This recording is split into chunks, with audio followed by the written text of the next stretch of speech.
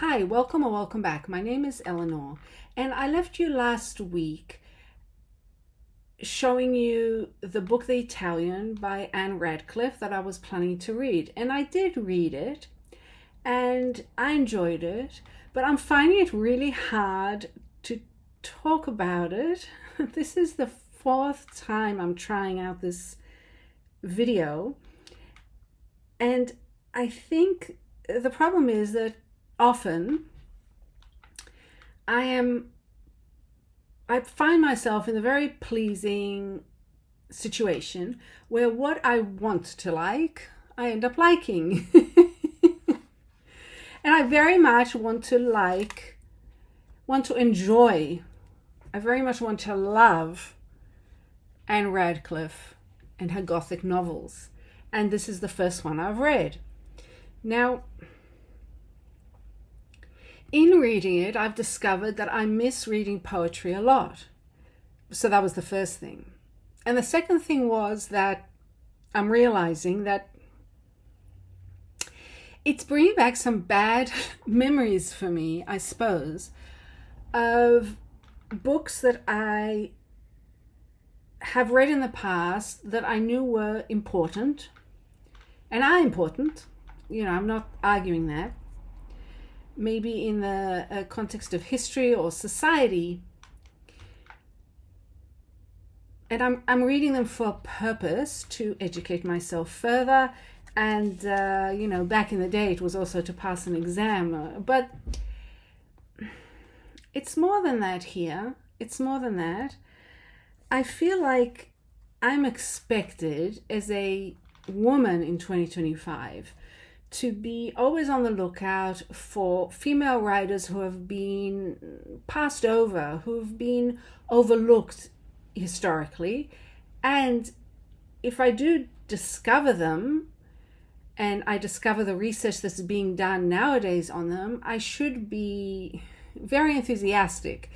And I kind of feel like enthusiasm is part of my part of my booktube persona, because I usually am very enthusiastic about what I read. And in this case, it was all right. It's a typical Gothic novel. Now, granted, within the social and historical context in which it was written, it's a 1797 book. That's when it was published. It's astonishing how beautifully Anne Radcliffe was able to invent all of these Gothic tropes that are alive and well to this day. I personally love psychological thrillers as films. I watch them quite a bit. And all of the tropes I love so much were in this book. But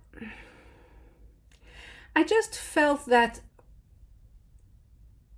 it left me a little bit cold. And I did a bit of research, and the more research I did, the more excited I could make myself about the story. It's a simple story, really. There's a lot of tension, as there usually is. There's in any Gothic novel, there's a lot of melodrama. The characters are archetypes rather than fully rounded personalities.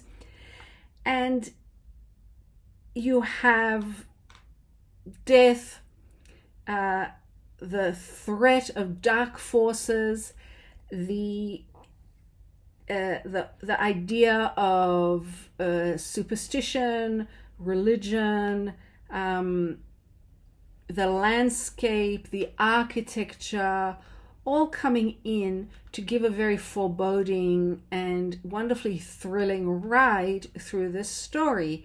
And it is, I have read that it's described as a proto-feminist novel, and of course it is. I mean, back at that time, novels themselves were pretty new, and this, Anne Radcliffe was this incredible writer who actually made a lot of money from her very, very popular books. And, she invented the form, from what I can tell.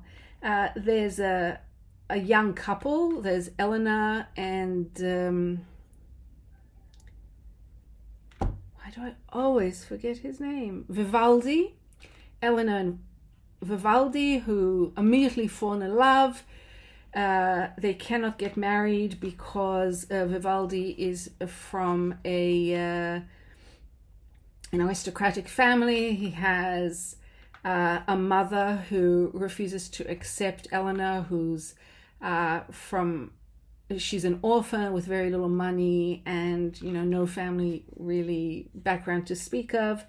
And then because the novel is set in Italy in the time of the Inquisition, you have Scudoni, who is the Marchesa's confessor. So you have Vivaldi's mother, the Marchesa, is confessing and therefore very close to this Scudoni, and Scudoni is a leader of the Inquisition and has certain powers.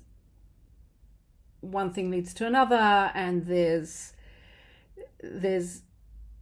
I'll leave it at that so as not to give you any spoilers. If this is the kind of novel that you love, I would say anyone who loves Gothic novels should read this.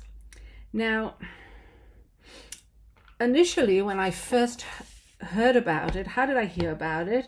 If you remember, it was because this fantastic poet that is now on my one of my favorite, if not the favorite, Robyn Schiff, mentioned that she loves these Gothic novels by Anne Radcliffe in an interview. And so the first thing I found when I looked Anne Radcliffe up was an article which I mentioned before and linked to before in The Observer. And they go through, the way they introduce her in this article is to talk about how much influence she had. She had so much influence on other writers. And so she had an influence on Jane Austen, Lord Byron, John Keats, Mary Shelley, Coleridge, Henry James, the Bronte sisters, and even Charles Dickens. That is very exciting if you're an academic. It's also very exciting if you love those books. But I'm reading Robyn Schiff, and my interest is in the connection between Robyn Schiff and this Gothic tale. And I could see how that the dark underbelly of society is captured in Robyn Schiff's poems, especially her book A Woman of Property. But I couldn't go further than that. So I just spent a couple of days thinking about the Italian and thinking about why I was just a little bit less than, I wasn't as enthusiastic as I'd hoped to be. I wanted to join the Anne Radcliffe fan club, the super cool fan club. I can't quite get there, even though I understand what she did. I can't quite get into that world. Why? So I thought to myself that for myself, what I'm looking for as a female reader in 2025 is what is unavailable to me in this story. And so you have the Gothic novel. I started to see it as a structure, almost like this Gothic piece of architecture, this novel, these tropes, surrounding a big zero, or maybe two big zeros, necessarily so because the Gothic novel does not deal with true love and the complexities and etc. of a love relationship. It's taken for granted that the couple are crazy about each other at first sight, and that's that. And that serves the plot, and that's the point. But for me, coming into it, that was a big negative space within the Gothic structure, within the architecture of the story. The other one, not as important, but I later discovered it to be maybe more important than I realized, was the idea of some form of spirituality. Now it can be a god, gods, it can be the occult, it can be anything that someone believes that has some sort of complexity that is beyond the structure of society. And again, that's a big negative space within the novel of the Italian, because by necessity the book is about the social structures of the day. So just as the social structures of the day did not care about why Eleanor is so in love with Vivaldi and vice versa, it also doesn't care at all about spirituality. There's a lot of Catholicism in the book because it's, there's a lot about the Inquisition here, but it's about the structure, the social structure that is religion. So you have these two negative spaces, and that's not a criticism of the book. That is an acceptance of my own needs as a reader. And I think a lot of the time when I sit down as a booktuber, it's sometimes maybe not so obvious, but I'm here for my own pleasure.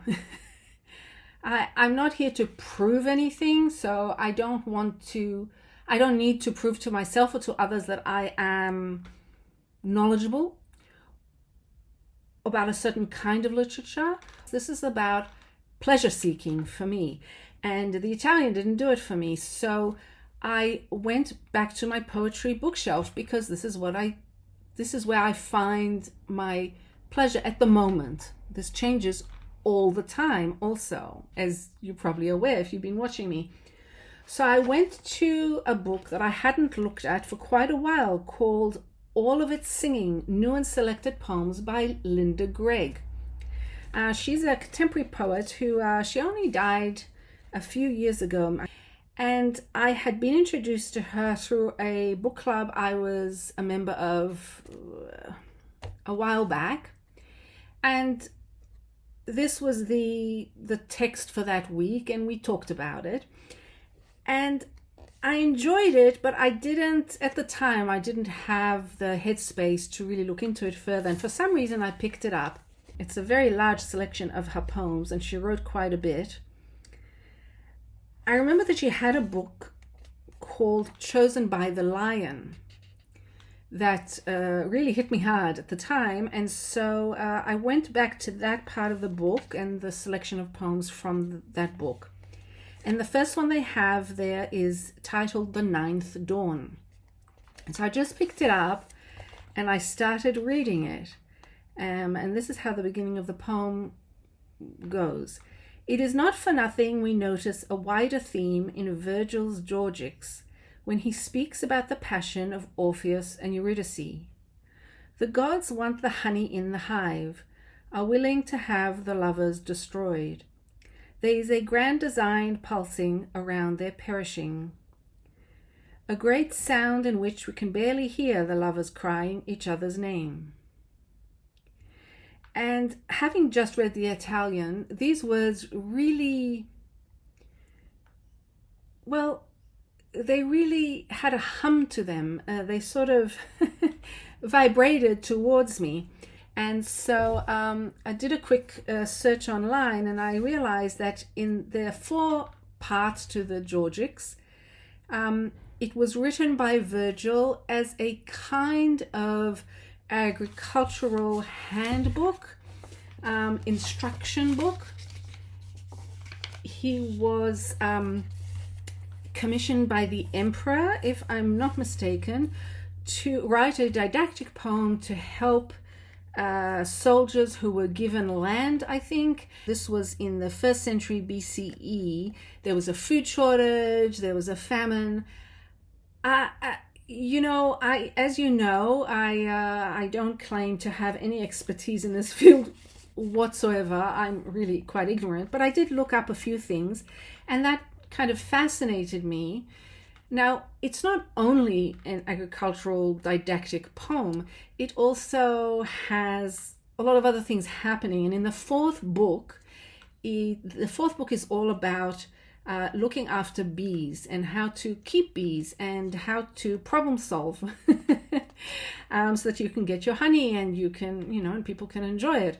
So this poem by Linda Gregg is referring to the very end of that fourth and last part of the Georgics that discusses in a very odd way the way the gods are acting and reacting to what the people are doing.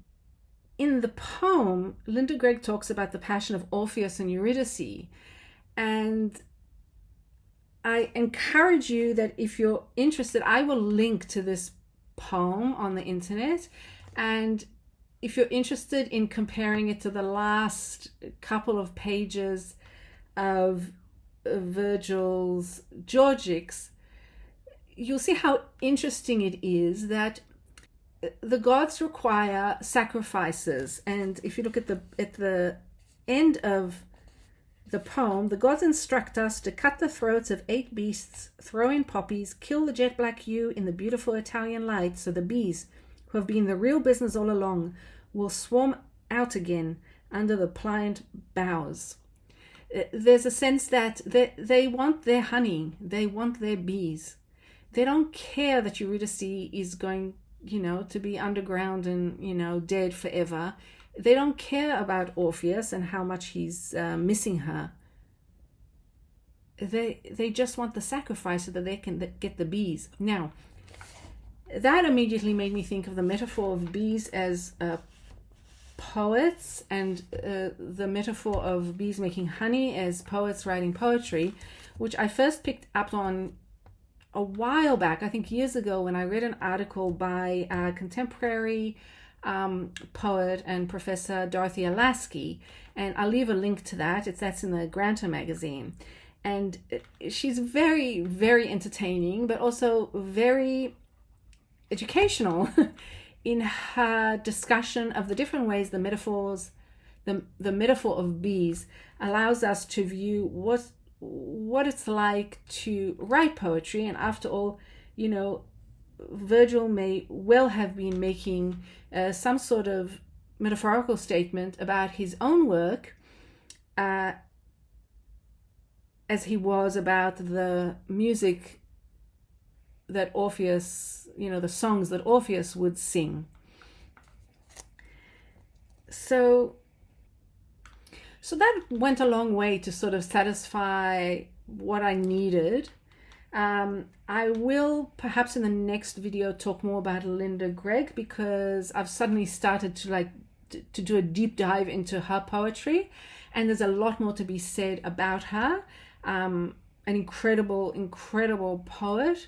If you're looking for someone who truly captures what it's like to feel love for one person very, very strongly, unwavering love that finds itself in trouble sometimes with that other person.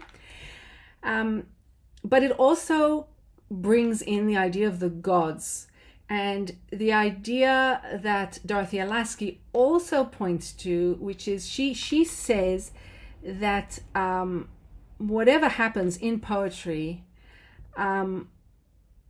she's bored if she doesn't feel that there's something supernatural. I think she calls it the occult, but she needs every poem, for her to love a poem, it has to have something of the supernatural about it, which points towards spirituality and some sort of idea of God or gods, whatever that might mean, if that might be, a metaphor, symbol, whatever. And so then I was thinking a lot about the bees and questioning, having gone back to read Dorothea Lasky's article about the bees quite a few times, I now find myself starting to question, is it a bit too simplistic to say, yes, bees make honey, and they also make the container for the honey, and poets make honey, and they put, they take the honey and they put it in the small containers of the poems, or the words, or the stanzas, whatever you'd like to call the containers. But that seems to fit too easily, and it's also a little bit too feel good because surely poets do much more than that. And I didn't find that I was coming up with anything that completely satisfied me until I went back. This might have been while I was taking a walk or having a shower. I don't remember when exactly, but it suddenly came to me that what the academics are talking about, in the Observer article, when they talk about the influence of Anne Radcliffe on other writers, this idea of influence is something that the bee metaphor, it can't encompass the idea of influence and the complexity of influence, because people who are writers writers are always reading other people's work, whether it's from centuries ago or contemporary stuff, and they're always being influenced in some way. And there's a very fine line between stealing information, using information, and I'm not saying this in a judgmental way. This is how creativity works.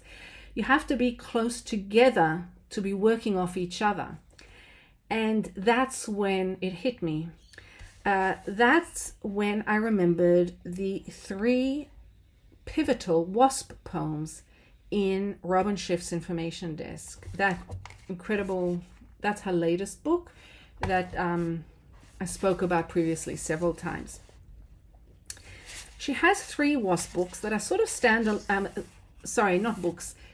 standalone wasp poems in Information Desk, which is an epic poem. It's a book-length epic poem.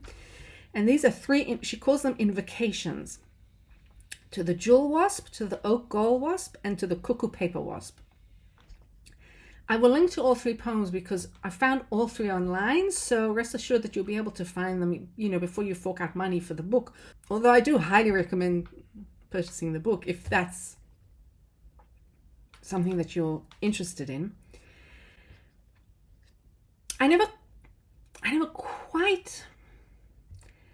I understood what she was doing. I understood what she was doing with the wasp poems. But until I put it together with the idea of influence on the one hand and the comparison with the bees, I never quite understood the depth of the metaphor. You see, because the wasp, each of these wasps she's chosen because they use something else. In the case of the jewel wasp, the American cockroach is used. In the case of the oak gall wasp, it's the tree, it's the oak itself that is used. And finally, the cuckoo paper wasp pretends, the cuckoo paper wasp waits until the other wasp has finished creating its nest made of what looks like paper. The metaphor, the symbolism, it's all there. And then it moves in. It moves in with its whole family. And so, it makes me itch. It's kind of like so creepy. And it also harkens back to, I see anyway, it has a connection, I see anyway, with the Italian, because it's actually talking about mothering. How do you mother? How do you mother your babies? Where do you bring them up? Where do you make your nest? What are your expectations of them as they grow up? are you bringing them up in a world of violence from the very, very beginning? And that's a very, very important part of the Italian. So you've got this jewel wasp who is paralyzing this huge cockroach and then using it as a nest for its eggs, for its young. And the oak gall wasp who is using the leaves and even the acorns, it's so creepy, to insert its progeny into it. And of course the idea of the oak as a tree and as a family tree is absolutely stunning. And in this poem, the invocation to the oak gall wasp, Robyn Schiff also has this bit at the end where she can see that the tree itself might also fall on the house that might house someone's child. So there is that as well. And then finally the cuckoo paper wasp, where you just, you pretend to be someone much more creative than you really are. But after all, I mean, the winner takes it all. So I'm utterly intrigued now by this idea of how writers influence each other, the dark side of it, the lighter side of it. And it's opened me up in viewing these two poets, so in viewing Robyn Schiff and Linda Gregg in tandem with having read Anne Radcliffe's book, The Italian, and having researched a bit into the influence her Radcliffean Gothic tropes had on future generations of writers, I'm feeling a sense of relief that this week has brought me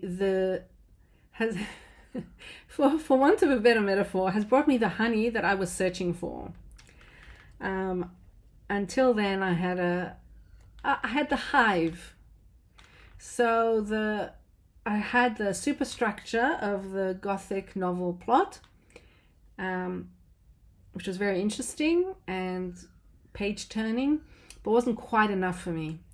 So on that note, I thank you for listening if you've made it this far, and I look forward to next week. I have no idea what next week will bring. Hopefully a little bit more honey. And I wish you all the best. And don't forget, the only real property is the property of the mind. Bye.